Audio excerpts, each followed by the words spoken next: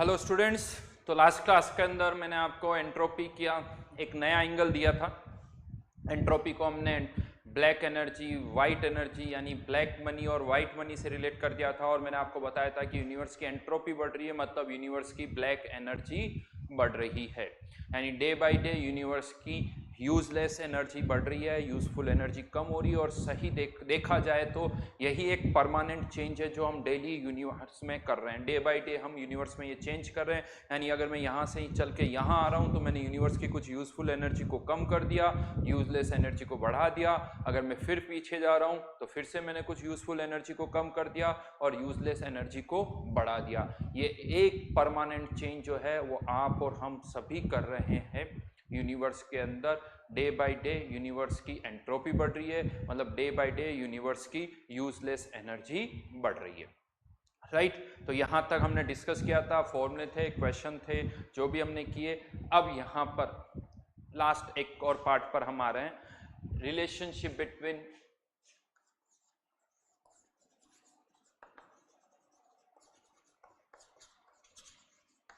Delta G not and equilibrium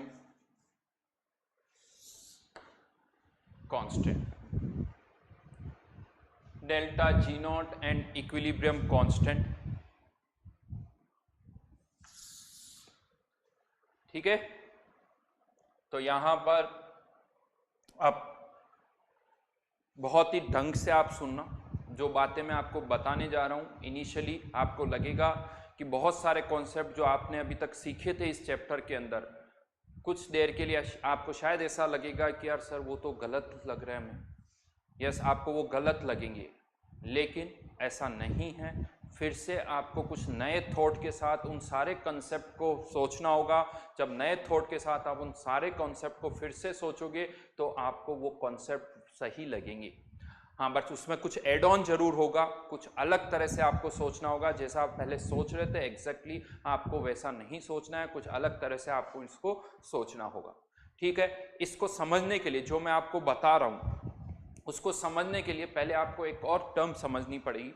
वैसे तो बहुत कॉमन सी टर्म है, कह सकते हो, जो शायद आप 7th 8th या 9th 10th क्लास से आप पढ़ते आ रहे हो।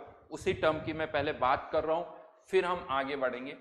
क्या है वो मैं आपको समझा रहा हूँ, जिसे हम कहते हैं स्लोप, जिसे कहा जाता है स्लोप।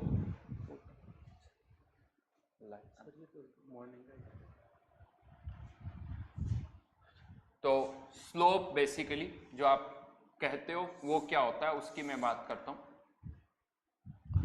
जैसे ये y वर्सेस x का कर्व है, ये y वर्सेस x का कर्व है। इस कर्व के लिए हम क्या कहते हैं, हर एक पॉइंट पर स्लोप अलग अलग है, राइट। हाँ, लेकिन यही अगर स्ट्रेट लाइन है तो जो स्लोप है वो सेम है, इस पॉइंट पर, इस पॉइंट पर, इस पॉइंट पर। ठीक है, अब हम इस स्लोप को रिप्रेजेंट कैसे करते हैं, आप इस स्लोप को कैसे लिखते हो। ठीक है, एक तो वर्ड आ गया स्लोप, आपके माइंड में स्लोप को लेके कुछ पिक्चर बनी हुई होगी, वॉटेवर। मुझे वापस से जीरो लेवल पर जाके समझना है कि व्हाट इज स्लोप। मैथमेटिकली आप में से हो सकता है ये कहते हो हाँ सर पता है स्लोप तो क्या होता है, dy by dx। Slope is dy by dx। अब क्वेश्चन आता है सर, अब आपने बहुत बार क्या होता है स्लोप और dy बाई dx, ये वर्ड इतनी बार आप पढ़ चुके हो कि आपको लगता है हाँ स्लोप मतलब dy बाई dx और dy बाई dx मतलब slope.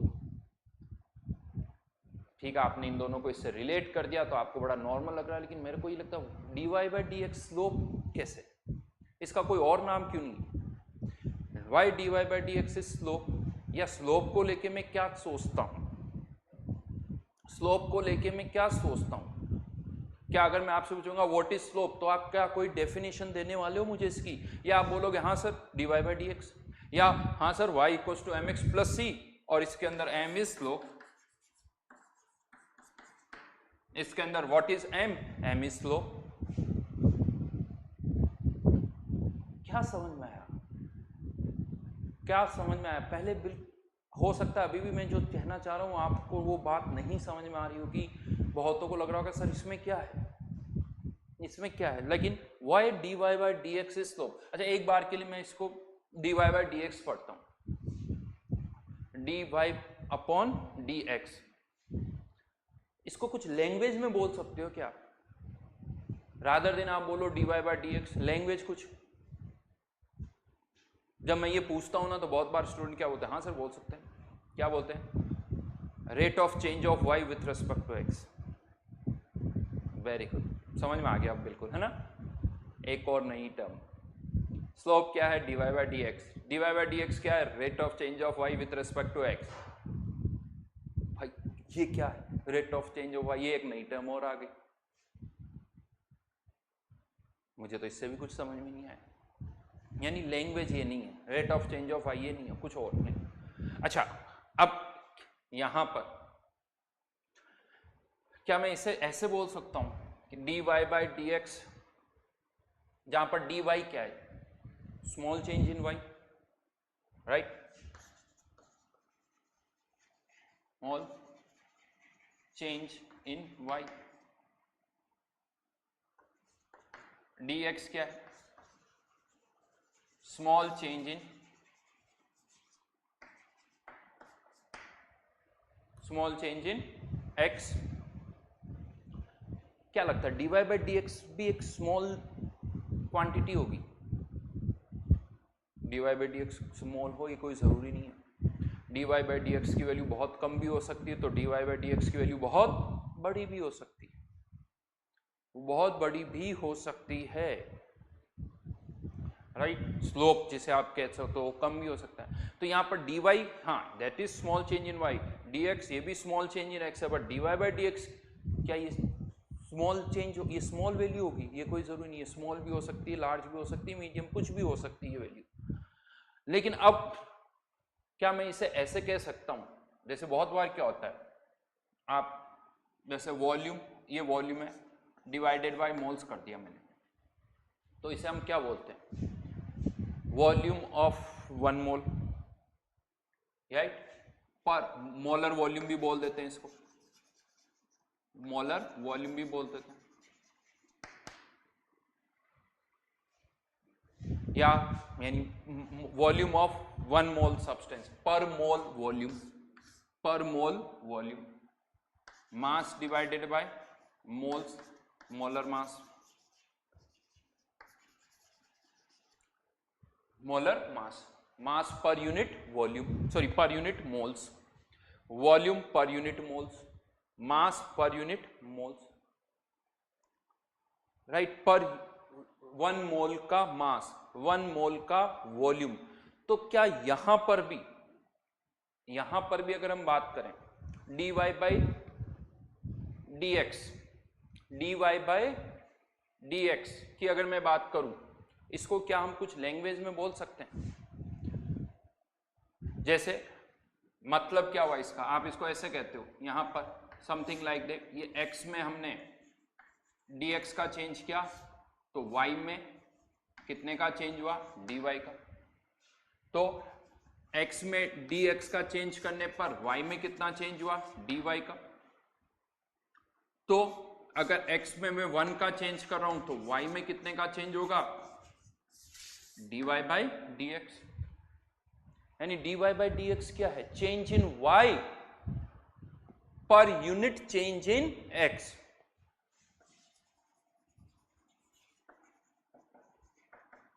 Change in y per unit change in x, per unit change in x। यहां कंफ्यूजन होता है, बहुतों को लगता है sir per unit change in x नहीं, बहुतों को क्या लगता है सर पर x में 1 का चेंज नहीं, x में dx का चेंज। देखो x में अगर dx का चेंज कर रहे हो तो y में जो चेंज हो रहा है वो dy का हो रहा है, x में अगर dx का चेंज कर रहे हो तो y में जो चेंज हो रहा है वो dy का हो रहा है, ये y में चेंज है। ये क्या है फिर dy बाई dx क्या है, तो dy बाई dx क्या है, जब x में 1 का चेंज होगा तो y में जो चेंज होगा वो dy बाई dx है। समझ में आई मेरा? x में 1 का चेंज होगा तो में जो चेंज होगा वो dy बाई dx है, यानी yes it is change in y per unit change in x। अब यहां कंफ्यूजन होता है, क्या होता है वो मैं आपको बता रहा हूं। तो यहां पर क्या होता है, अगर स्ट्रेट लाइन है तो per unit change in x बोलने में आपको प्रॉब्लम नहीं होती है, पर यूनिट, क्योंकि यहां पर थ्रू आउट जो है y x के साथ जो चेंज वेरी कर रहा है वो लीनियरली वेरी कर रहा है। जैसे यहां कर रहा था वेरी, वैसे ही यहां कर रहा है, वैसे ही यहां कर रहा है। तो y का जो चेंज है x के साथ वो यहां पर सेम आ रहा है।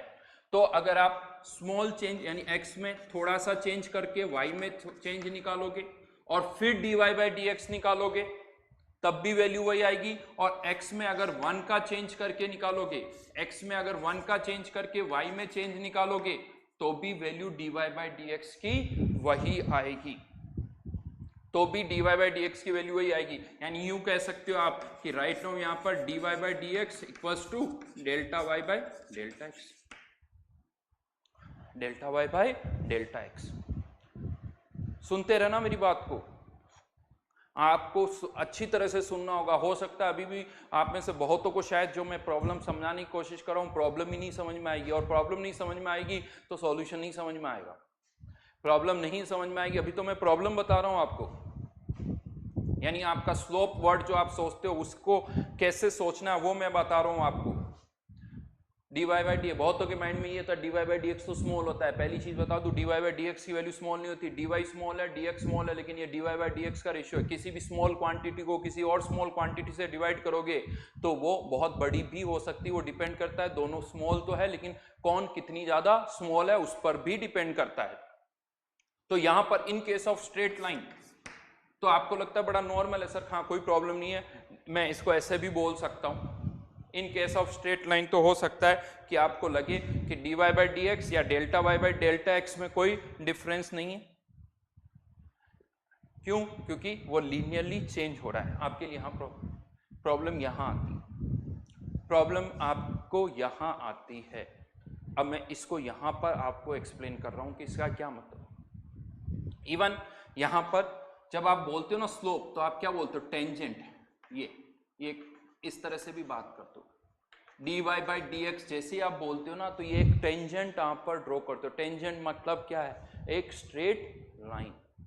आप एक स्ट्रेट लाइन यहां पर ड्रॉ करते हो, आया ना? नाउ यहां पर अब मैं इसकी बात कर रहा हूं dy बाई dx। बेसिकली आपने यहां पर क्या किया, पहले x में एक स्मॉल चेंज किया, y में एक चेंज आया, उसके कारण इसमें थोड़ा सा चेंज है तो ये वैल्यू भी कम है।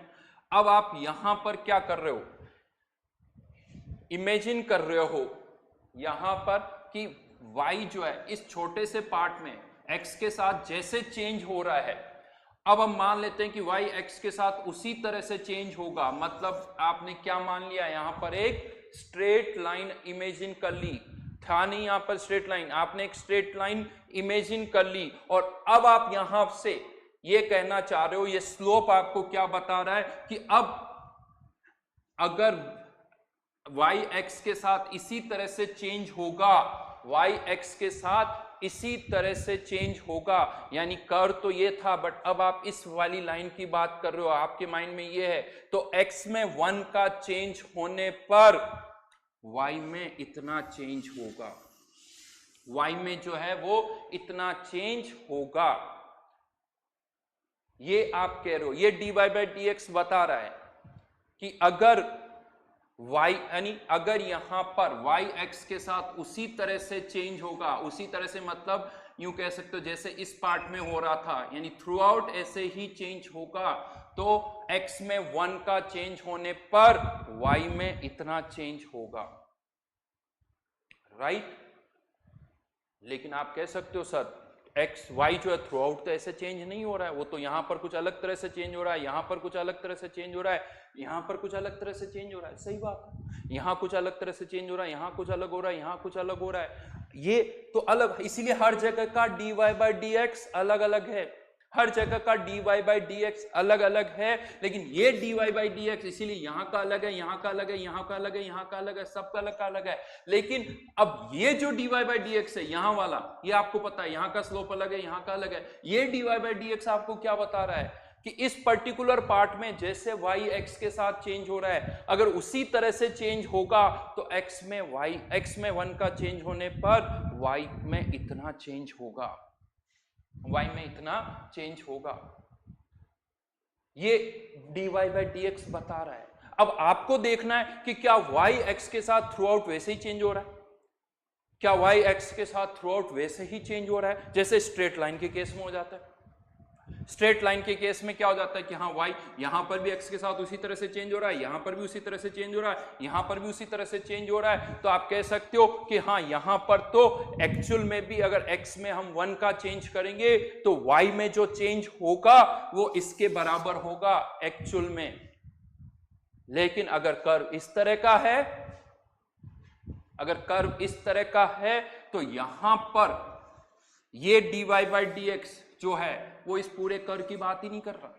इस dy बाई dx को इस ये जो dy बाई dx है वो तो यहां का है, उसका इससे मतलब नहीं। वो तो ये कह रहा है कि हाँ इस पार्ट में y x के साथ ऐसे वेरी कर रहा है, इस पार्ट में y x के साथ ऐसे वेरी कर रहा है, थ्रू आउट ऐसे ही करेगा। यानी स्ट्रेट लाइन इमेजिन करते हुए हम बात कर रहे हैं, स्ट्रेट लाइन इमेजिन करते हुए हम बात कर रहे हैं। इसको अब मैं ऐसे यूज कर सकता हूं, कैसे? मैंने dy बाई dx की वैल्यू निकाल दी कि ये मेरा dy बाई dx आ गया। अब आप मुझसे पूछते हो कि सर आप ये जो dy बाई dx से ये है कि x में 1 का चेंज होने पर y में इतना चेंज होगा। जब भी मैं ये लाइन बोल रहा हूं, अब ये मेरा इसके साथ एक स्टेटमेंट है, वो स्टेटमेंट क्या है कि x में 1 का चेंज होने पर y में इतना चेंज होगा, प्रोवाइडेड, ये लाइन इसके साथ में है हमेशा, जो यहां लिखी हुई नहीं है, बट आपको सोचनी है कि x में 1 का चेंज होने पर y में इतना चेंज होगा, प्रोवाइडेड y x के साथ इसी तरह से वेरी करता रहेगा। तो अब यहां पर कोई आपसे कह दे कि इसका dy बाई dx कुछ है इतना, बताओ x में 5 का चेंज करने पर y में कितना चेंज होगा। मुझे यहां पर इस मान लो कुछ dy बाई dx दे रखा था यहां पर, और अब मुझे कहा ये वैल्यू थी और कहा कि अब अगर हम x में 5 का चेंज करेंगे, 5 का चेंज करेंगे तो y में कितना चेंज होगा। तो मैं यहां पर इसको 5 से मल्टीप्लाई कर दूंगा। क्यों कर दूंगा? क्योंकि मुझे पता है कि इस पूरी रेंज में y x के साथ उसी तरह से मल्टीप्लाई, उसी तरह से वेरी कर रहा है। लेकिन अगर आप मुझे यहां का dy बाई dx दे देते हो, कुछ भी वैल्यू आपने दे दी, और अब मुझे आप यहां पर कहते हो कि सर अब यहां पर ये कर्व तो ऐसा था, अब बताओ x में 5 का चेंज होने पर ये वैल्यू दी गई, मुझे ये वैल्यू उस पॉइंट पर यहां पर इसका स्लोप दे रखा है 3 या 4 जो भी होगा, व्हाटएवर जो भी इसकी वैल्यू है, ये स्लोप मुझे दे रखा है 3, 4, 5, 6, 0.3, 0.4 व्हाटएवर जो भी होगा, प्लस या माइनस। अब मुझे कहा जा रहा है कि सर आपने ये वैल्यू ली, अब आप ये बताओ कि अगर x में हम 5 का चेंज करते हैं तो y में कितना चेंज होगा। तो मैं यहां पर इसको 5 से मल्टीप्लाई नहीं करूंगा क्योंकि कर्व मेरा ऐसा है, तो इस कर्व के लिए मैं ये बोलूंगा कि नहीं, y x के साथ जिस तरह से यहां वेरी कर रहा है थ्रू आउट ऐसे वेरी नहीं कर रहा है, थ्रू आउट वैसे वेरी नहीं कर रहा है, तो मैं यहां पर इसको 5 से मल्टीप्लाई नहीं करूंगा। लेकिन ये टर्म तो यही बता रही है, ये ऐसा थोड़ी कि यहां पर ये 3 डिफाइन नहीं होगा। ये 3 अगर मैं यहां लिखता हूं तो इस 3 का तो मतलब क्या हुआ, ये तो dy बाई dx है, change in y per unit change in x, provided, ये लाइन को याद रख, प्रोवाइडेड y x के साथ उसी तरह से वेरी करेगा। ये टर्म ही उसी तरह से डिफाइन हो रही है। इसको मैं और समझाता हूं आपको, शायद आपको इससे ज्यादा अच्छी तरह से समझ में आ जाए। जो CV होता है, जो CV होता है, ये किस कंडीशन पर डिफाइन हुआ है? At constant volume, at constant volume जो CV डिफाइन हमने किया है। अब CV तो डिफाइंड हो गया, किस कंडीशन पर? कांस्टेंट वॉल्यूम पर, ये हमने वहां पर डिफाइन कर दिया। अब यहां पर इसका यूज कहां करना आपको आगे, कहां नहीं करना है ये आप पर डिपेंड करता है। ये आप पर डिपेंड करता है कि मैं जो इसको कहां मैं यूज कर सकता हूं, कहां मैं इसको यूज नहीं कर सकता हूं। dy बाय dx तो मैंने डिफाइन कर दिया, change in y per unit change in x provided y x के साथ उसी तरह से वेरी करता रहेगा। अब इसका आगे यूज क्या है कि बताओ x में 5 का चेंज होगा तो y में कितना चेंज होगा। यहां पर मैं इसको 5 से मल्टीप्लाई कर रहा हूं, यहां पर इसको मैं 5 से मल्टीप्लाई नहीं कर रहा हूं, मल्टीप्लाई नहीं कर रहा हूं, सीधी सी बात। तो ये यहां पर आगे इसका क्या यूज है, टर्म तो डिफाइन होगी, CV यहां पर हमने डिफाइन कर लिया, delta u equals to NCV dt। यहां पर चाहे वॉल्यूम कांस्टेंट हो या ना हो, आप वो डेटा यूज करते हो एनसीवी डेटा वाला, चाहे वॉल्यूम कांस्टेंट, क्योंकि वो टर्म तो डिफाइन है, CV की वो टर्म डिफाइन है, और उस CV के डेटा को आप ऐसी जगह पे यूज कर रहे हो जहां पर वॉल्यूम कांस्टेंट नहीं है, बिकॉज CV तो आपको ये कह रहा है, वो एक टर्म डिफाइन हो गई। इसको अब कहां आगे यूज करना है वो आपको अलग से देखना पड़ेगा। उसी तरह से dy बाय dx तो हमने डिफाइन कर दिया, dy बाय dx तो इसके लिए भी डिफाइन होगा, dy बाय dx तो इसके लिए भी डिफाइन होगा। हाँ, यहां पर आप कह सकते हो dy बाय dx यहां यहां यहां यहां यहां सबकी वैल्यू सेम होगी, यहां dy बाय dx की वैल्यू कुछ और होगी, यहां कुछ और होगी, यहां कुछ और होगी, यहां पर dy बाय dx की वैल्यू हर जगह अलग अलग होगी, हर जगह dy बाय dx की वैल्यू यहां पर अलग अलग होगी। लेकिन हर जगह dy बाय dx तो आप डिफाइन कर रहे हो, आप हर जगह dy बाय dx डिफाइन करो, यानी यहां से यहां इस छोटे से पार्ट में आपने कह दिया, बहुत छोटा है ये तो ऑब्वियसली मैं लाइन भी नहीं बना सकता, बहुत छोटा है, तो यहां पर मैंने कह दिया dy बाय dx इज 3 मतलब बोलूंगा क्या मैं, तो यही है कि यहां पर पहले उसी तरह से क्या कि x में थोड़ा सा चेंज, y में थोड़ा चेंज निकाला। अब हम इमेजिन कर रहे हैं कि जैसे इस छोटे से पार्ट में y x के साथ चेंज हो रहा था, अगर ये ऐसे ही चलता रहेगा, यानी ऐसे ही चलता रहेगा, मतलब आपके माइंड में क्या आ गई, एक पिक्चर क्या बन गई, स्ट्रेट लाइन की, कि अगर मैं स्ट्रेट लाइन की इमेज बन गई तो x में 1 का चेंज होने पर y में इतना चेंज होगा। अगर ये यहां पर करनी ये स्ट्रेट लाइन होगी तो आपका जो ये थॉट है कि हाँ सर x में अगर 10 का चेंज कर दूंगा तो y में इतना चेंज हो जाएगा, x में 20 का चेंज कर दूंगा तो y में इंटू 20 कर दूंगा, ये सब ठीक है। क्यों? क्योंकि y x के साथ उसी तरह से वेरी कर, तो ये per unit change in x defined हो रहा है, ये मैं आपसे कहना चाहता हूं। ये जो dy बाय dx है ये पर मोल के लिए डिफाइन हो रहा है, ये पर, इसको आप यूं भी कह दो, आपने पहले मान लिया कि 0.1 मोल का वॉल्यूम आपने निकाला, 0.1 मोल का वॉल्यूम आपने निकाला, लेट से 0.1 मोल का वॉल्यूम कितना आ गया 20 ml, कुछ भी लिखना, 0.1 मोल का वॉल्यूम 20 ml है, लेकिन अब मैं इससे 1 मोल का वॉल्यूम निकालूंगा तो क्या आएगा 20 डिवाइडेड बाय 0.1, ये क्या, अब 20 बाय 0.1 को आप क्या बोलोगे, वॉल्यूम ऑफ 1 मोल, 0.1 का नहीं बोलोगे, वॉल्यूम ऑफ 1 मोल। तो dy बाय dx भी क्या है, चेंज इन y, जब x में कितना चेंज होगा 1 का चेंज होगा। यहां पर भी ये यूनिटरी लगी है, 0.1 मोल का वॉल्यूम 20 ml तो 1 मोल का 20 अपॉन 0.1, dx जब x में चेंज हो रहा है तो y में चेंज dy हो रहा है, तो इसमें 1 का चेंज होने पर इसमें कितना चेंज होगा dy बाय dx। होपफुली कुछ समझ में आया होगा, हो सकता है आपको लग रहा हो पूरा नहीं आया हो, लेकिन कुछ ना कुछ तो माइंड में मैंने कन्फ्यूजन अच्छा खासा क्रिएट किया है, वो भी मेरे लिए हेल्पफुल है, क्योंकि जो आप सोचते आए हो वो गड़बड़ है बिल्कुल। एक तो आपके माइंड में अगर ये है कि dy by dx is for small change in x, तो गलत है, dy is change in y when there is small change in x, तो dy बाय dx जो है वो x में स्मॉल चेंज के लिए नहीं है, क्योंकि x में स्मॉल चेंज के लिए जो y में चेंज है वो dy है। और अब मैं बात किसकी कर रहा हूँ, dy बाय dx, वो यूनिटरी लगा के आप सोच सकते हो। तो ओवरऑल अब आपको ये लाइन जो है ना, जो मैं कह रहा हूँ ना, वो भी आपके माइंड में घुसेगा, लेकिन क्या करना पड़ेगा आपको, एक तो पुराना इतने सालों का जो थॉट है ना वो आपको हटाना होगा, और मेरी जो बातें हैं उसको बोलनी होगी बार बार, जब तक देखो विश्वास करना पड़ेगा, पहला काम तो विश्वास करना पड़ेगा कि हाँ सर जो कुछ कह रहे हैं ना उसमें कुछ हो सकता है। पहले तो आपको इस स्टेज पे आना होगा कि यही सही है, ये सोच के फिर मेरी बात को, यानी ये सही है, ये सही है, मुझे इसी तरह से सोचना है, मुझे इसी तरह से सोचना है, तब जाके मेरी बात आपको जल्दी समझ में आएगी, तब जाके चल। और अगर आप उस तरह से नहीं सोचोगे, नहीं, अगर अभी भी आपके मन में ये कुछ आ रहा हो कि यार किसी तरह से सर की बात गलत हो जाए, तो आपको उतना ही ज़्यादा टाइम लगेगा मेरी बात समझने आने, उतना ही ज़्यादा टाइम लगेगा।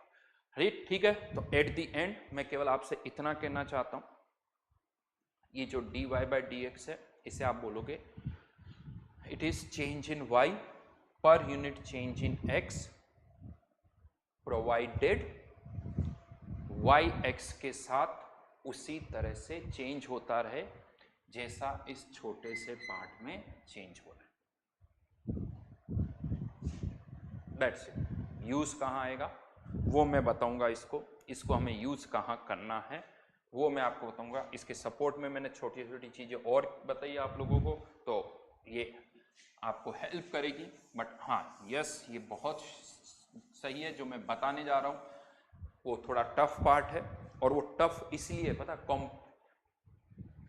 जिस दिन आपको मेरी ये स्लोप वाली बात समझ में आ गई ना, जो मैं पूरा ये समझाने जा रहा हूँ वो आपको समझ में आ जाएगा। ये टफ नहीं है, टफ है स्लोप वर्ड को समझना।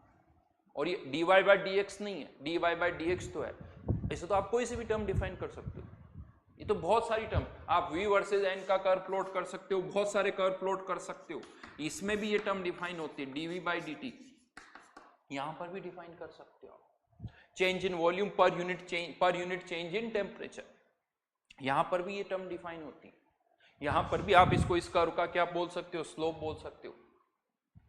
तो बट इस स्लोप वर्ड को समझना होगा, यानी मैं ये कहना चाहता हूं slope is nothing but it is change, जो भी यहां पर पैरामीटर है, change in volume per unit change in temperature provided जो वॉल्यूम है वो टेम्परेचर के साथ उसी तरह से वेरी करेगा जितना इस छोटे से पार्ट में, इस छोटे से पार्ट में यानी इस तरह से वेरी करेगा तो होगा। इसीलिए आप स्लोप को टेंजेंट बोल देते हो, यानी स्लोप जो है वो आपको इस टेंजेंट की तरह बात करता है। यही होता है। अगर इसकी वैल्यू मैं दे दूं आपको राइट नाउ, इस छोटे से मान 3, आप इसको इंटीग्रेट करोगे dv अपॉन dt 3, इसको इंटीग्रेट करोगे तो आपके पास इस स्ट्रेट लाइन की क्या आ जाएगी, इक्वेशन यहां पर आ जाती है। खैर होपफुली समझ में आई होगी मेरी बात, और थोड़ा सोचोगे और समझ में आएगी। अब मैं आ जाता हूं मेरे दूसरे वाले पार्ट पर, जो हेडिंग मैंने यहां पर डाली हुई है, मैं अब उसकी बात कर रहा हूं। यहां पर हमने कुछ केसेस लिए थे, इसे यही एग्जांपल मैं बार बार लेता हूं। यहां पर एक कोई गैस है जिसका वॉल्यूम V है, और लेट्स से यहां पर जो कंटेनर है उसका वॉल्यूम है 2V, ठीक है। यहां पर कोई गैस है, अब हमें पता है, लेट्स से यहां पर 3 मोल ले लेता हूं, थोड़ी लैंग्वेज आसान रहेगी बोलने में। हम इस वॉल को ओपन करते हैं, वॉल को ओपन करेंगे तो क्या लगता है ये तीनों मोल यहां से यहां शिफ्ट हो जाएंगे क्या? तीनों मोल तो शिफ्ट नहीं होंगे, हाँ मोल्स यहां जाएंगे, और आपको पता है वॉल्यूम के रेशियो में डिस्ट्रीब्यूट हो जाएंगे, तो यहां पर 1 मोल और यहां पर कितने मोल, 2 मोल, यानी यहां से यहां कितने मोल ट्रांसफर हुए, 2 मोल। यहां से यहां कितने मोल ट्रांसफर हुए, 2 मोल, राइट। तो अब हमें यहां पर इसी को थोड़ा ग्राफिकली देखना है, कैसे कि अगर 3 में से 2 मोल शिफ्ट हुए, हो रहा है प्रोसेस, लेकिन क्या 2 मोल जब तक शिफ्ट हो रहा है तब तक तो प्रोसेस हो रहा है, उसके बाद कोई चेंज नहीं होता है। इसका मतलब जब तक 2 मोल शिफ्ट हो रहा है, यानी इस 3 में से 2 यानी 66%, तब तक तो चेंज हो रहा है। इसका मतलब तब तक यूनिवर्स की एंट्रोपी बढ़ रही होगी, इसीलिए चेंज हो रहा है। 66% यानी 200/3 लिख देता हूं। ये यहां पर क्या है, एक्सटेंट ऑफ चेंज, जो भी चेंज हो रहा है उसका एक्सटेंट। यहाँ 100%, यहाँ 0%, तो हम देख रहे हैं कि मोल्स यहाँ से यहाँ जा रहे हैं, लेकिन 100% शिफ्ट नहीं हो रहा है, यानी यहाँ आके प्रोसेस रुक जाएगी। इसके बाद प्रोसेस हो ही नहीं रहा है, इसका मतलब भी यही है कि अगर इसके बाद प्रोसेस होगा तो यूनिवर्स की एंट्रोपी बढ़ेगी नहीं, कम हो जाएगी, इसीलिए नहीं हो रहा है। अगर बढ़ती तो प्रोसेस होता है, यानी इसके बाद कम हो रही होगी, यानी यहां पर अभी मैंने कर्व नहीं बनाया, लेकिन ये कंफर्म है कि कम होगी, इसीलिए वो प्रोसेस आगे नहीं हो रहा है। हाँ, कर तो ऑन पेपर सोच के बनाया जा सकता है कर कैसा होगा, लेकिन उसको भी आसान बनाने के लिए मैं इसको ऐसे पुट कर सकता हूं कि ये 3 मोल इनिशियली यहां होते तो क्या होता, 3 मोल इनिशियली यहाँ होते हैं तो क्या होता, हाँ इसमें से 1 मोल यहाँ शिफ्ट होता, 1 मोल यहाँ शिफ्ट होता, यानी अगेन प्रोसेस इधर से रिवर्स सोचोगे तो 3 में से 2 1 ही मोल शिफ्ट होता, तो यानी ये प्रोसेस इस तरह से आता। यानी यहां पर आप ये कह सकते हो मैंने ये कर यहां से यहां बना लिया, आधा पार्ट अगर बनाना है तो यहां से यहां मैं सोच सकता हूं, क्योंकि अगर आप यहां से स्टार्ट करोगे तो 1 मोल यहां शिफ्ट होगा, फिर प्रोसेस रुक जाएगा, फिर कोई चेंज नहीं होगा। हाँ यहां पर आप में से हो सकता है बहुतों को लग रहा नहीं सर कुछ चेंज तो होता है, भाई इक्विलिब्रियम तो आ गया लेकिन कुछ अभी भी इधर से इधर जा रहे होंगे, कुछ यहां से यहां जा रहे होंगे। तो यहां पर मैं एक पॉइंट आपको बता दूं, ये जब हम देखते हैं तो हमने कहा था थर्मोडायनेमिक्स जो हम स्टडी कर रहे हैं वो मैक्रोस्कोपिक थर्मोडायनेमिक्स है। 3 में से जब 2 मोल यहां चले गए तो अगर आप एज ए होल अगर आप देखोगे तो आपको लगेगा कोई चेंज नहीं हो रहा है। बहुत माइक्रोस्कोपिकली देखोगे तो शायद आपको तब आपको दिखेगा, लेकिन हम माइक्रोस्कोपिकली नहीं देख रहे हैं, हम तो ओवरऑल कंटेनर को देखेंगे तो हमें लगेगा कि यहां पर कोई चेंज नहीं हो रहा। आपको लग रहा है मेरी बात, तो मैं यूं कह सकता हूं आपका रूम जिस रूम में आपको दरवाजा खुला हुआ है, दरवाजा खुला हुआ है, क्या ऐसा नहीं हो रहा कि आपके रूम के अंदर की एयर बाहर जा रही है और बाहर के अंदर आ रही है? हो रहा है। आपको दिख रही है? नहीं दिख रही, आपको नहीं दिख रही है, लेकिन माइक्रोस्कोपिकली देखोगे तो दिखेगी। बट थर्मोडायनेमिक्स हम माइक्रोस्कोपिकली नहीं देख रहे। तो हाँ 3 में से 2 मोल चले गए, 1 मोल यहाँ रह गया, सिस्टम किस स्टेट में आ गया, इक्विलिब्रियम। और यहाँ पर आप कह भी सकते हो कि जब यहाँ पर यूनिवर्स की एंट्रोपी मैक्सिमम हो गई, अब राइट नाउ जो कंडीशन है उसमें मैक्सिमम हो गई, अब कोई चेंज नहीं होगा, तो ये जो स्टेट है इसे हम कहते हैं स्टेट ऑफ इक्विलिब्रियम। यानी एक पॉइंट आप यहां पर लिख सकते हो, eight equilibrium entropy of universe becomes maximum, entropy of universe becomes maximum, right. Universe की ध्यान रखना, सिस्टम की नहीं।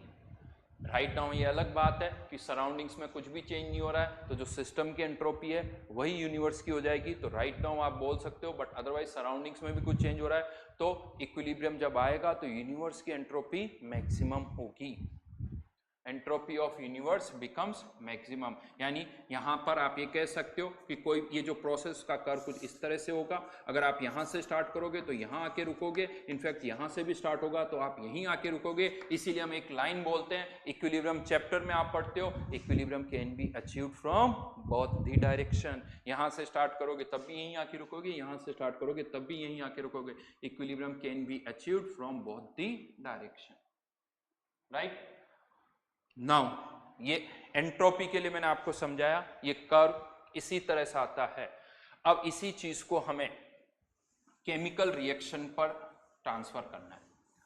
अब क्या होता है, यहां पर ये बड़ा आसान सा एग्जांपल था, मुझे थोड़ा बताने में भी आसान रहा कि कितने मोल शिफ्ट होंगे। अब in case of chemical reaction, एक केमिकल रिएक्शन स्टार्ट होती है, आपको पता है कोई केमिकल रिएक्शन 20% होने के बाद रुक जाती है, कोई 30% के बाद, कोई 70% के बाद। यहाँ पर भी हो रहा है, मोल्स यहाँ से यहाँ ना ट्रांसफर होना स्टार्ट हुए, लेकिन 66.6% ट्रांसफर होने के बाद रुक गए। यहाँ पर भी ये होगा कि मान लो 70% होने के बाद रिएक्शन रुक गई, हो सकता है 30%, यानी लॉजिक यहाँ पर भी वही लगेगा। क्या लगेगा कि अगर मान लो मैं कहता हूँ कि 70 यानी जो भी है 2/3 रिएक्शन होते होते यूनिवर्स की एंट्रोपी मैक्सिमम होगी, तब तक तो ये रिएक्शन होगी, यानी यहां पर आते आते यूनिवर्स की एंट्रोपी क्या हो गई, मैक्सिमम। यही इसी तरह का कर्व होगा, अगर वो 20% हो रही तो 20% पर यूनिवर्स की एंट्रोपी मैक्सिमम हो रही होगी, 50% हो रही तो 50% पर मैक्सिमम हो रही होगी। इसीलिए कर्व तो है सारा। और यहाँ पे भी वही चीज है, यहां से स्टार्ट करोगे तब भी यहीं पहुंचोगे, यहां से स्टार्ट करोगे तब भी यही पहुंचोगे, यानी equilibrium can be achieved from both the direction. हमेशा हर एक केमिकल रिएक्शन के लिए एंट्रोपी, यूनिवर्स की एंट्रोपी का कर्व इसी तरह का होगा। अगर ये मैक्सिमा इस 100% के ज्यादा क्लोज है तो आप कह सकते हो उसका एक्सटेंट ज्यादा होगा, और ये मैक्सिमा 0% के ज्यादा क्लोज है तो एक्सटेंट उसका कम होगा।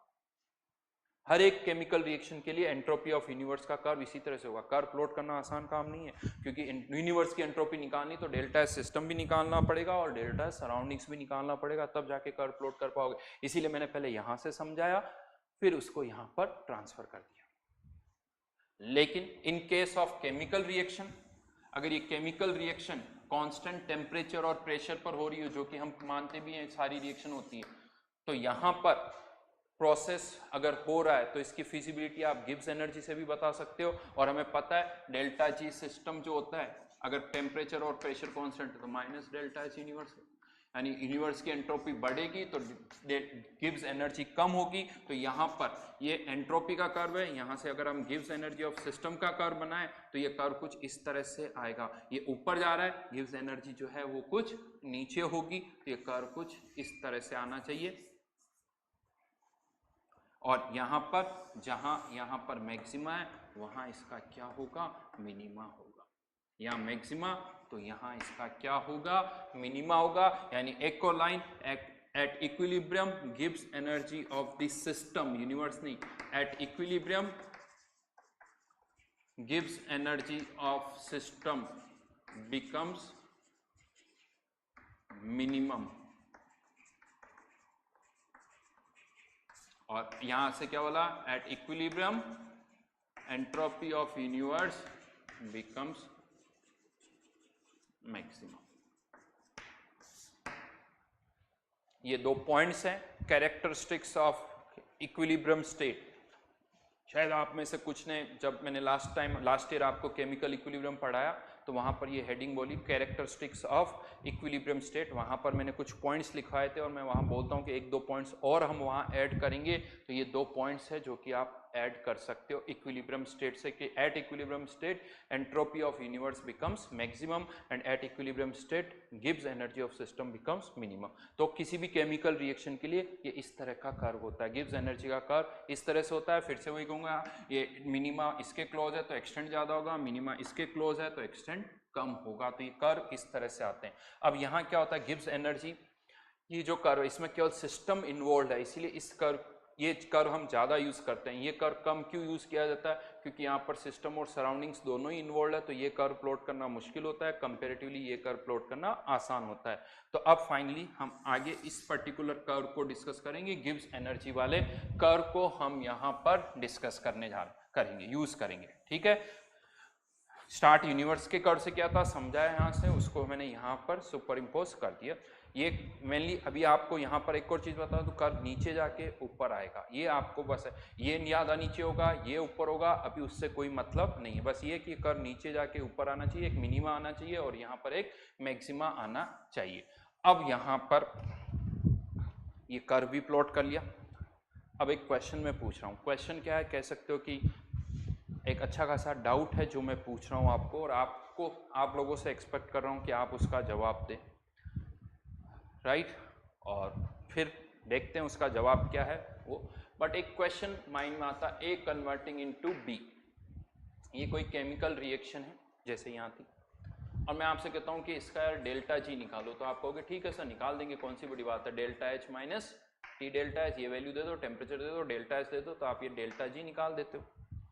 ये डेल्टा जी रिएक्शन है तो रिएक्शन बोल दोगे वॉटेवर, ठीक है। ये डेल्टा जी आपने यहाँ पर निकाल दिया। और नॉर्मली हम क्या करते हैं, अगर मैं इसको नहीं देखूं तो क्या बोलता हूँ, डेल्टा जी नेगेटिव है तो प्रोसेस इज फिजिबल, टेम्परेचर और प्रेशर कांस्टेंट है, राइट, ये कांस्टेंट। डेल्टा जी नेगेटिव है तो प्रोसेस इज फिजिबल, और हम ये कह देते हैं डेल्टा जी पॉजिटिव तो प्रोसेस फिजिबल नहीं होगा, यही बोलते हैं। डेल्टा जी नेगेटिव तो फिजिबल, डेल्टा जी पॉजिटिव तो नहीं होगा, ये हम बोलते हैं। नाउ अब मेरा डाउट क्या है यहाँ पर, ये इस पार्ट को मैंने हटा दिया क्योंकि अब मुझे केवल फोकस गिब्स वाले पार्ट पे करना है, ठीक है ना। ये एक्सटेंट है यहाँ पर, बहुत ढंग से सुनोगे तभी समझ में आएगा, बाकी समझ में नहीं आएगा, मैं आपको बता दूं, राइट। बहुत अच्छी तरह से सोचोगे तभी मेरी बातें समझ में आएगी, जितनी जल्दी आप नहीं समझ में आएगी, घुसना पड़ेगा दिमाग में, मेरी बातें घूमती रहेगी तो ये मेरी बात आपको समझ में आएगी। मेरा क्वेश्चन ये कि ये जो डेल्टा जी आपने यहाँ निकाला है, ये इस ग्राफ में कौन सा, ये कर्व तो गिब्स एनर्जी का है, और हम कह रहे हैं इस रिएक्शन के लिए कर्व, तो ये डेल्टा जी यहाँ पर जो आप निकाल रहे हो इस ग्राफ में कौन सा है, इस ग्राफ में कौन सा है ये। चलिए ऑप्शन में देता हूँ आपको लग रहा है कि क्या ये जो डेल्टा जी मैंने यहाँ निकाला है, क्या ये वाला है, ये जो निकाला है, जी लिख देता हूँ, रिएक्शन तो दिखे, एक ऑप्शन या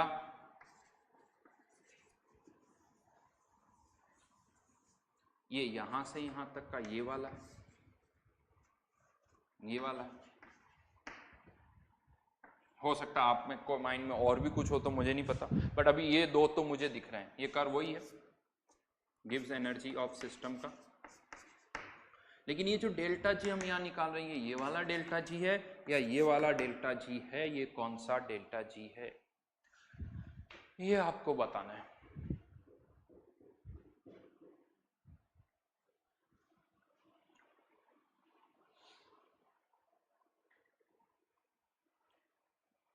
चलिए अब दोनों में से कौन सा है उस पर डिस्कस कर लेते हैं। मोस्टली जब मैं क्लास में पूछता हूं तो मेरे पास बहुत सारे स्टूडेंट्स की ओपिनियन ये भी आती है और बहुतों की ओपिनियन ये भी आती है। इवन मैं ये भी नहीं बता सकता कि इसकी ज़्यादा आती है इसकी ज़्यादा आती है, वो भी फिक्स नहीं होता है, वो रेंडमली होता है। चलिए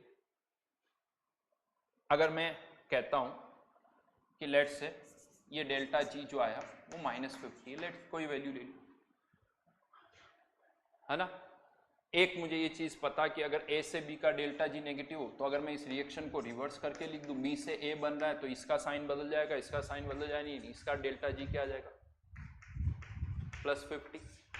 मैग्नीट्यूड वही रहेगा, मैग्नीट्यूड चेंज नहीं होगा। तो अगर आप कहते हो कि ये वाला डेल्टा जी है तो बी से ए का डेल्टा जी क्या होगा, ये वाला होगा। फिर जब बी से ए का डेल्टा जी होगा तो वो तो ये वाला होगा, तो इसका डेल्टा जी और इसका डेल्टा जी का मैग्नीट्यूड तो सेम नहीं है। ए से बी का ये है तो बी से ए का मैग्नीट्यूड तो कुछ और आएगा, जबकि यहां पर तो अगर मुझे कहोगे रिएक्शन को उल्टा कर दिया तो मैं तो डेल्टा जी का साइन बदल दूं। तो अगर आप ये मानते हो तो रिवर्स का ये होगा, यानी दोनों का ए से बी का डेल्टा जी तो बी से ए का डेल्टा जी का मैग्नीट्यूड अलग होगा, ग्राफिकली अलग आना चाहिए, लेकिन यहां से तो हम कह रहे हैं कि सेम आना चाहिए, तो ये तो गड़बड़ है, यानी ये डेल्टा जी ये नहीं है, राइट। इसमें तो ये गड़बड़ हुई, तो ये वाला ऑप्शन यहां से चला गया।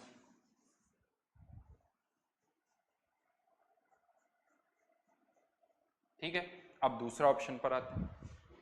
उससे पहले मुझे ये भी पता है, अभी जस्ट मैंने एक लाइन बोली थी, equilibrium can be achieved from, equilibrium can be achieved from both the direction. यहां से स्टार्ट करोगे तब भी यहां आके रुकोगे, और यहां बी से स्टार्ट करोगे तब भी यहां आके रुकोगे, यानी बी से स्टार्ट करोगे तब भी आप यहां आओगे, बी से स्टार्ट करोगे यानी बी ए में कन्वर्ट होगा। तो अगर मैं यहां से देखता हूं, ये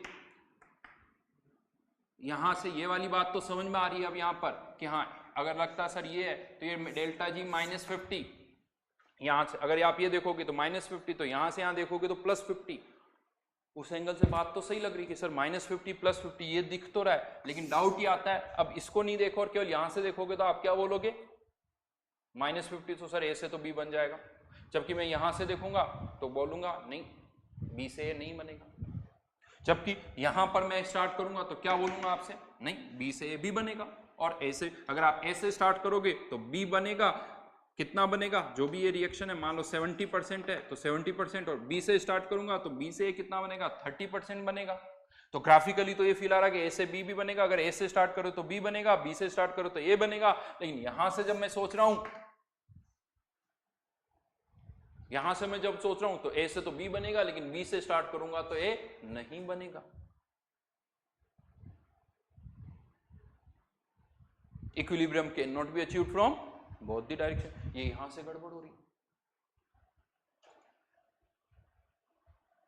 मैथमेटिकली ठीक है, ये +50 ए से बी का +50 तो बी से ए का -50, या ये -50 तो ये +50, वो ठीक है, वो गड़बड़ नहीं हो रहा, लेकिन आपको मैं ग्राफ नहीं देता हूं, केवल ये इंफॉर्मेशन देता हूं,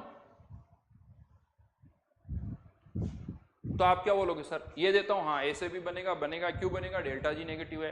फिर मैं कहूंगा बी से ए बनेगा, आप कहोगे नहीं बनेगा, आप कहोगे नहीं बनेगा, क्यों नहीं बनेगा, क्योंकि डेल्टा जी पॉजिटिव है। और अगर मैं यहां से इस पार्ट को हटा देता हूं, ये बात ही नहीं करता हूं, और इस कर्व से स्टार्ट करता हूं, कर्व से स्टार्ट करता हूं, कुछ भी यहां पर नहीं लिखा हुआ है, आपसे पूछूंगा क्या कंटेंट में ए डालूंगा तो बी बनेगा, आप कहोगे हाँ बनेगा, क्या बी डालूंगा तो ए बनेगा, आप कहोगे हाँ बनेगा। समझ में आया कंफ्यूजन? अब क्या करें, अब क्या करें, कंफ्यूजन है। आप कह सकते हो सर कंफ्यूजन ही कंफ्यूजन क्रिएट कर रहे हो आप। यस, मैंने आपसे लास्ट क्लास में भी कहा था, लास्ट टाइम भी कहा था कि ये अगली वाली क्लास में मैं कुछ ऐसी बातें बताऊंगा जिसमें अच्छी खासी आपको प्रॉब्लम होगी, कंसेप्ट आपके सारे हिल जाएंगे। हो सकता है आप में से बहुतों को लग रहा हो कि सर हाँ सर, इस क्लास से पहले तक तो एंट्रोपी समझ में आई थी, ब्लैक एनर्जी, यूजफुल एनर्जी सही समझ में आ रहा था, लेकिन यहाँ आके ऐसा लग रहा है कि सर सब गड़बड़ हो गई, सब गड़बड़ हो गई, पता नहीं क्या पढ़ा है सर, अब तो कुछ नहीं समझ में आ रहा। तो कुछ न कुछ तो गड़बड़ है अभी, क्या, अब क्या करें, चलो और गड़बड़ पर आते हैं। ये तो है ही है, इसका आंसर तो अभी बात करेंगे, ये इसका एक और गड़बड़ पर आता हूं। जब मैंने आपको एंट्रोपी वाला पार्ट बताया था, ये कहा था कि A plus B converting into C, मान लो ये कोई रिएक्शन हो रही है और यहां पर मान लेते हैं कि किसी टाइम पर इसका प्रेशर है 2 एटमॉस्फेयर, इसका प्रेशर है 5 एटमॉस्फेयर और C भी ऑलरेडी थोड़ा बन चुका है, ऐसा मान लो 1 एटमॉस्फेयर इसका प्रेशर है। अब यहां पर हमने क्या किया, A के कुछ प्रेशर कम हुआ तो A का प्रेशर अगर 1 एटमॉस्फेयर कम होगा तो B का 2 एटमॉस्फेयर कम हो जाएगा, आप लोगों को पता है, और इसका 1 कम होगा तो इसका 2 हो जाएगा।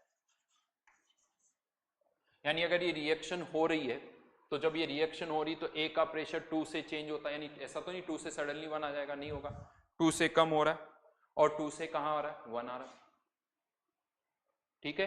B का प्रेशर भी चेंज हो रहा है 5 से 3 और C का प्रेशर भी 1 से, C का प्रेशर भी चेंज हो रहा है। और जब मैंने आपको एंट्रोपी चेंज के लिए कहा था तो मैंने आपसे कहा था कि हमारे पास एक डेटा बैंक है जिसमें एंट्रोपी का डेटा है, लेकिन वो डेटा किसी न किसी प्रेशर और टेम्परेचर पर है। तो चलो मान लेते हैं कि through out this reaction temperature तो 298 केल्विन ही है, तो टेम्परेचर तो A का भी वही रह रहा है, B का भी वही रह रहा है, C का भी वही रह रहा है, A B C का टेम्परेचर चेंज नहीं हो रहा है, लेकिन A B और C का प्रेशर तो चेंज हो रहा है। A का प्रेशर 2 से 1 आ गया, B का 5 से 3 आ रहा है, अब 5 से ऐसा थोड़ी स्थिति हो जाएगा, 5 से पहले थोड़ा थोड़ा थोड़ा कम होगा, C का भी चेंज हो रहा है। तो यहाँ पर जब हम एंट्रोपी का डेटा पुट करते हैं तो यहाँ पर मैं कहता हूँ कि एंट्रोपी का डेटा तो किसी न किसी प्रेशर और टेम्परेचर का होगा। आप यही करते हो, entropy of C minus entropy of A minus 2 times entropy of B, इसी तरह से हम कुछ करते हैं। तो ये डेटा किस प्रेशर का यूज करोगे, ये कौन से प्रेशर का यूज करोगे, क्योंकि A का प्रेशर तो कांस्टेंट नहीं है, B का भी कांस्टेंट नहीं है, C का भी कांस्टेंट नहीं है, किस प्रेशर का यूज कर, मैं उस टेबल में से कौन से प्रेशर का डेटा लूं, मेरा प्रेशर तो चेंज हो रहा है, वो तो फिक्स ही नहीं है।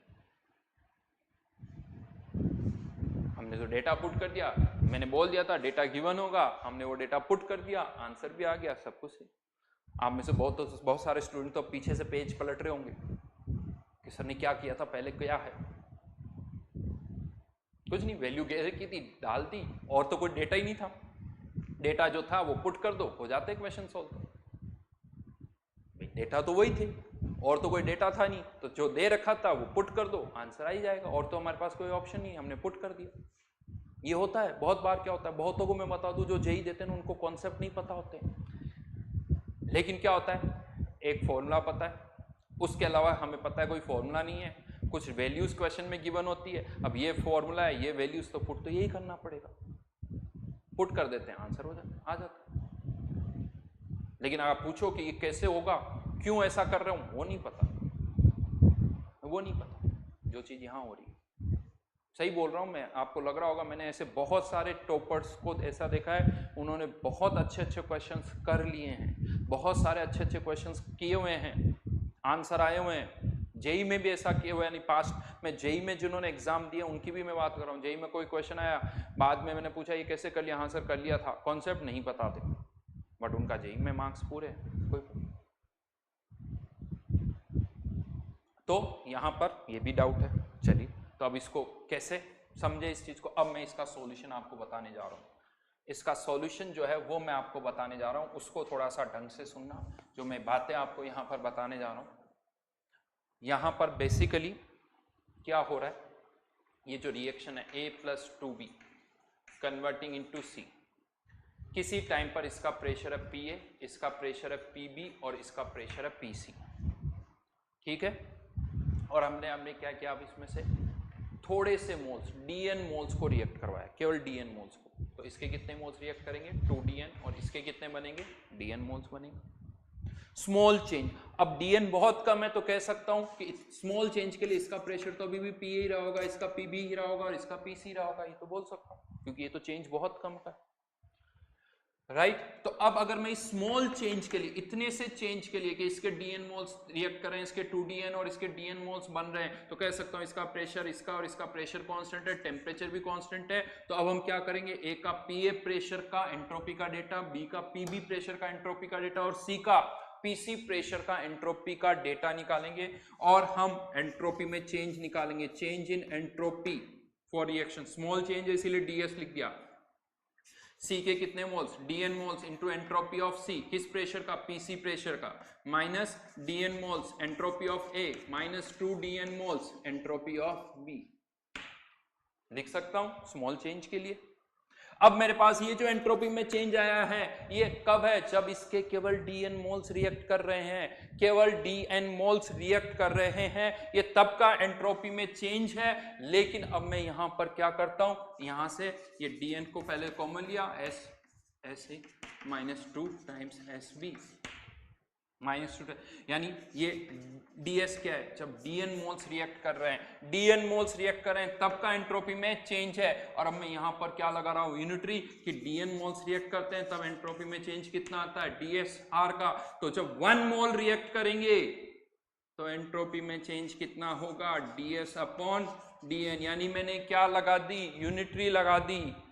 लेकिन अब ये यूनिटरी जब मैं लगा रही हूं यानी dsr upon dn, dsr upon dn, यानी यहां पर मैं फिर से ये मान रहा हूं कि हाँ जब 1 मोल रिएक्ट करेंगे तो कंडीशन सारी वही रहनी चाहिए। अगर वही कंडीशंस मेंटेन रहेगी जो इस स्मॉल चेंज में थी, वही कंडीशंस मेंटेन रहेगी तो 1 मोल रिएक्ट करने पर एंट्रोपी में चेंज कितना होगा dsr अपॉन dn का। वही कंडीशन से मतलब इसका प्रेशर Pa, इसका Pb और इसका Pc, यही प्रेशर रहना चाहिए।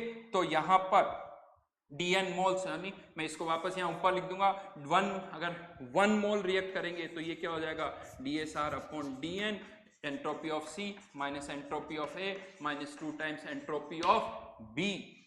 सोचो आप भी यही करते हो, entropy of C minus entropy of minus 2 times entropy of B। और इसे मैं क्या बोलूंगा, change in entropy per unit change in moles, per unit change in moles. यही लिखा था अभी आपने यहाँ पर कि dn मोल्स रिएक्ट करने पर एंट्रोपी में चेंज कितना हो रहा है dsr, तो 1 मोल रिएक्ट करने पर कितना होगा dsr अपॉन dn, यानी ये जो dsr अपॉन dn आया है ये 1 मोल रिएक्ट करने पर, A के 1 मोल रिएक्ट करने पर, B के 2 मोल और C के कह सकते हो वापस 1 मोल के लिए आया है। यानी ये जो डेटा है ये dsr अपॉन dn, ये dn मोल्स का नहीं है, ये dn मोल्स का डेटा है, लेकिन ये तो 1 मोल का डेटा है, प्रोवाइडेड प्रेशर Pa, Pb और Pc रहे। और अब होता क्या है, जो गलत है नहीं करना चाहिए हम कर देते हैं, इसको डेल्टा SR लिख देते हैं, इसको डेल्टा SR लिख देते हैं। सही नहीं है, नहीं लिखना चाहिए, लेकिन अब आप जो देखते आए हो ये delta SR equals to HC ऐसे और ये देखते हुए आए, राइट। तो ये 1 मोल का, यानी कंडीशन वही रहनी चाहिए, मतलब वही dy बाई dx वाली बात हो गई। dy बाई dx क्या है, change in y per unit change in x, provided y x के साथ उसी तरह से वेरी करे, y का वेरिएशन वही रहना चाहिए, यानी यहां पर भी कंडीशन वही रहनी चाहिए, प्रेशर Pa, Pb, Pc वही रहना चाहिए। ये डेटा तब डिफाइंड है कि जब इसका प्रेशर Pa रहेगा, Pb रहेगा, Pc रहेगा, तब डिफाइंड है। रियलिटी में अब आपको लग रहा नहीं सर वहां तो अगर 1 मोल रिएक्ट करेगा तो प्रेशर चेंज होगा, तो प्रेशर चेंज होगा तो वहां पर एंट्रोपी चेंज भी कुछ और होगा, वहां प्रेशर चेंज होगा तो एंट्रोपी चेंज भी कुछ और होगा। लेकिन ये डेटा तो ये कह रहा है कि अगर प्रेशर कांस्टेंट रहेगा तो एंट्रोपी में चेंज इतना होगा। मैं तो ये टर्म ऐसे डिफाइन कर रहा हूं, मैं तो ये टर्म ऐसे डिफाइन कर रहा हूं कि अगर प्रेशर पीए पीबी पीसी रहेगा तो एंट्रोपी में चेंज इतना होगा। यही टर्म आपको ये बता रही है, ये टर्म आपको यही बता रही है कि प्रेशर कांस्टेंट रहेगा तो 1 मोल चेंज होने पर, 1 मोल रिएक्ट करने पर एंट्रोपी में इतना चेंज होगा। ये टर्म आपको ये बता रही है। रियलिटी में प्रेशर वेरी करेगा तो ठीक, वेरी करेगा। इवन आपको कहते हो कि सर 5 मोल रिएक्ट कर जाएंगे, 5 मोल रिएक्ट करने पर मैं इसको 5 से मल्टीप्लाई कर रहा हूं, लेकिन वो रियलिटी वो तब है आंसर जब प्रेशर पीए पीबी और पीसी ही रहेगा। प्रेशर पीए पीबी और पीसी यही कंडीशन रहेगी। हाँ देखो, आपको लग रहा है सर ऐसे तो हो ही नहीं सकता, हो तो सकता है एक केस में कि सर 5 मोल, यानी मैं कह दूं 1 मोल रिएक्ट कर जाए और आपको लग रहा हो सर 1 मोल रिएक्ट करेगा तो प्रेशर तो चेंज हो गया होगा। जरूरी नहीं है। इमेजिन करो एक बहुत बड़ा कंटेनर हो, ए के हजारों मोल्स है, बी के लाखों मोल्स है, सी के भी हजारों मोल्स है। अब वहां पर ए का 1 मोल रिएक्ट कर जाएगा तो ए का बी का या इनके प्रेशर में कोई चेंज नहीं होगा, कांस्टेंट रहेगा। ए के 5 मोल रिएक्ट कर जाए तब भी नहीं होगा।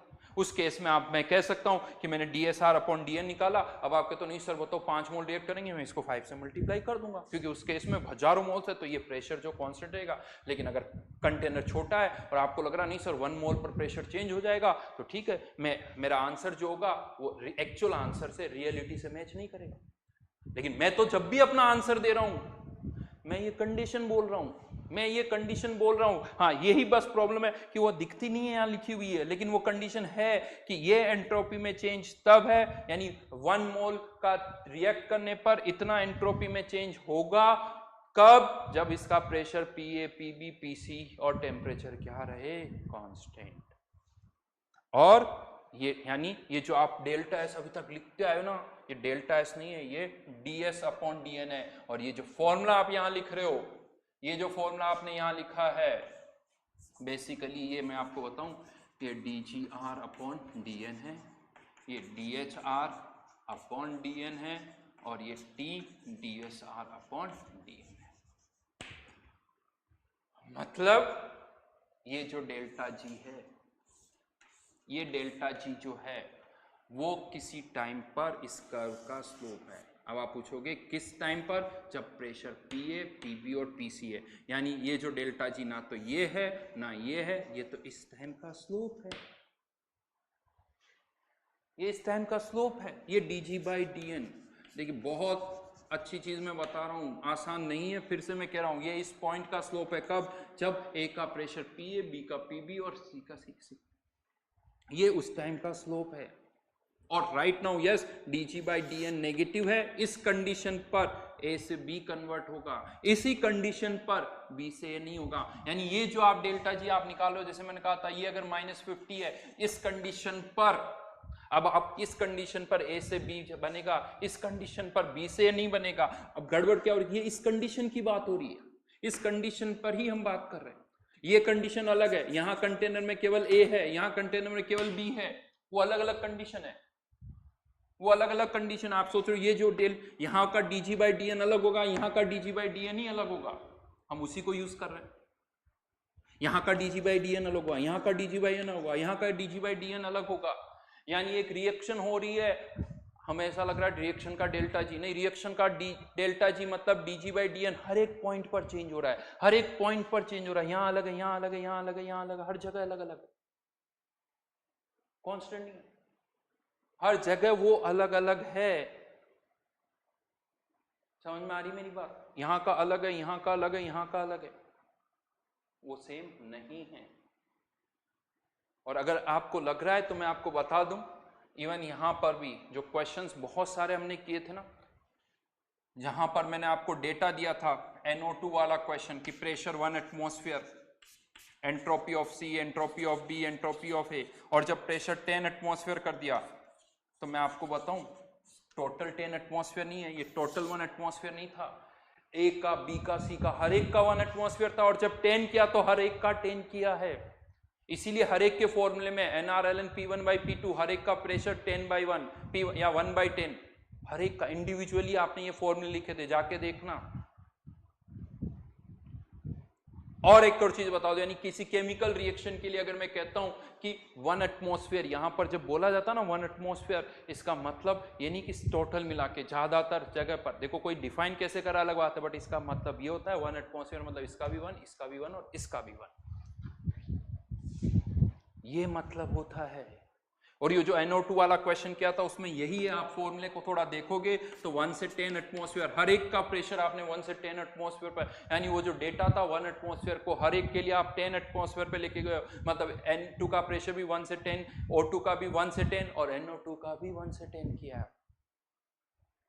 यानी ये इस कर्व का स्लोप है, इस कर्व का स्लोप है। इसीलिए यहां पर ये जो dg/dn है ये इस कंडीशन का है, जिस कंडीशन जब प्रेशर A का और B का कुछ गिवन होगा, ये उस कंडीशन का स्लोप है। और अगर यही मान लीजिए आप किसी टाइम पर इस सिचुएशन में हो, यानी जब A का और B का प्रेशर कुछ अलग तरह से है, यहां पर A और B का प्रेशर अलग है, यहां पर A और B का प्रेशर अलग है, यहां पर A से B नहीं बनेगा, यहां पर B से A बनेगा। इस कंडीशन पर क्या है, एग्जैक्ट जीरो पर तो हम डिफाइन ही नहीं करते, जीरो से थोड़ा इधर सोचोगे तो इस कंडीशन पर dg/dn की वैल्यू कुछ और होगी। यहां पर b बहुत ज्यादा है, a बहुत कम है, यहां पर a बहुत ज्यादा है, b बहुत कम है, यहां पर dg/dn की वैल्यू अलग होगी, यहां पर dg/dn की वैल्यू ही अलग होगी। आप सोच रहे हो कि ये डेल्टा जी आपको यहां पर ये पर्टिकुलर इसको और इसको, ये यहां से यहां का नहीं, बिल्कुल नहीं। हाँ जी, कंफ्यूज्ड या सर मजा आ गया, दो चीजें हो रही होगी दिमाग में, बहुतों के माइंड में चल रहा होगा सर ठीक है सर हो गया 1 घंटा, इवन नोटिस किया होगा सर 1 घंटे में आप इतना जो बोले हो ना आज पहली बार, बाकी दिन तो आप इतना नहीं बोलते हो।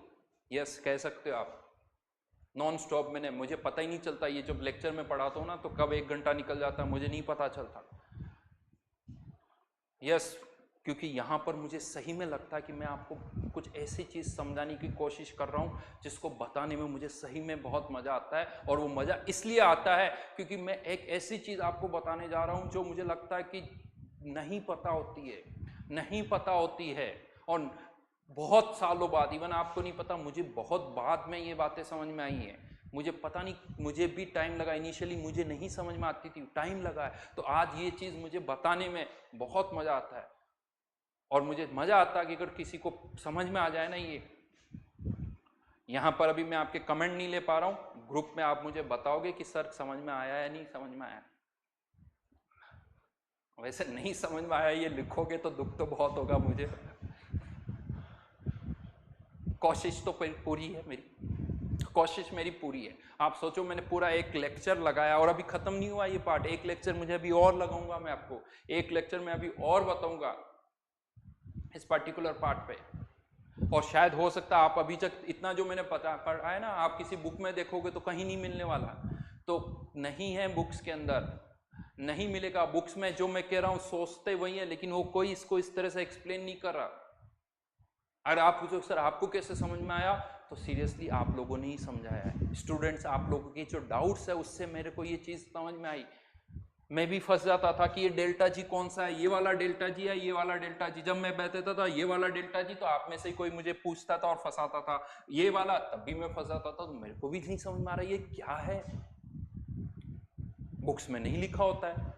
बट क्यों कहते हैं ना कि आदमी अपने आप इवॉल्व हो जाता है समझ में चीज, जो जब प्रॉब्लम फेस करते हैं ना तो उसका सॉल्यूशन मिलता है। और वो प्रॉब्लम्स में फेस करता गया, पूछते गए, आप लोग पूछते गए, मैं प्रॉब्लम फेस करता गया। और जब मैंने प्रॉब्लम फेस की तो मुझे सोचना भी पड़ा, मुझे दिमाग भी लगाना पड़ा, और जब मुझे दिमाग लगाना पड़ा तो वहां से सब कुछ समझ में भी आने लगा, निकल के आई। और आज मुझे उसी अच्छी बात ये क्या लगती है कि हाँ मैंने ये चीज़ समझी। शायद ये बातें इस तरह की शायद मैंने पहले आप लोगों से नहीं की होगी कभी, बट हाँ अच्छी चीज़ है। ठीक है, तो अल्टीमेटली मैं आपसे ये कहना चाहता हूँ कि ये जो सब है वो क्या है, स्लोप है। ये इस कर्व का स्लोप है।